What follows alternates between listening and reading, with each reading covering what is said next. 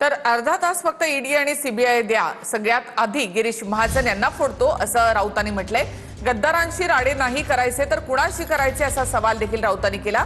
तर राऊत वैतागले, जे काही झालं ते त्यांच्यामुळे झालं असं गिरीश महाजन यांनी म्हटलंय। माझ्याकडे एक दिवस ईडी आणि सीबीआय आली ना, सगळ्यात आधी गिरीश महाजनला फोडून दाखवतो। एक दिवस नाही, अर्धा तास जरी ईडी सीबीआय माझ्याकडे आली तर सगळ्यात आधी गिरीश महाजनला मी नाही फोडून दाखवला तर बघा।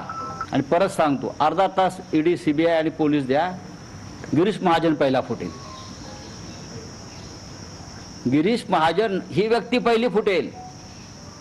आताच मी त्या कोणते तुमचे एक मंत्री आहेत, लोक त्यांना बायले म्हणतात, गिरीश महाजन हे काय राडे करणार, हे काय राडे करणार असं गिरीश महाजन म्हणतायत। गद्दारांशी नाही राडे करायचे तर कोणाशी करायचे?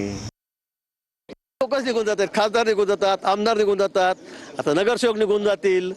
त्यामुळे यांच्या बोलण्यामध्ये काही फार तथ्य नाही। त्यांना बोलू द्या काय बोलायचं, ते काय काय कसं बोलतायत, काय काय शिवीगाळा करतायत, किती घाणेरडं बोलतायत ते तुम्ही दाखवू शकत नाही। मला वाटतं आता ते थोडेसे वैतागलेले आहेत, ते थोड्या त्यांचं, आता मी काही जास्त बोलत नाही त्यांच्याबद्दल, पण चांगलं चाललंय त्यांचं, त्यांच्यामुळे सगळं हे होतंय असं मला वाटतंय।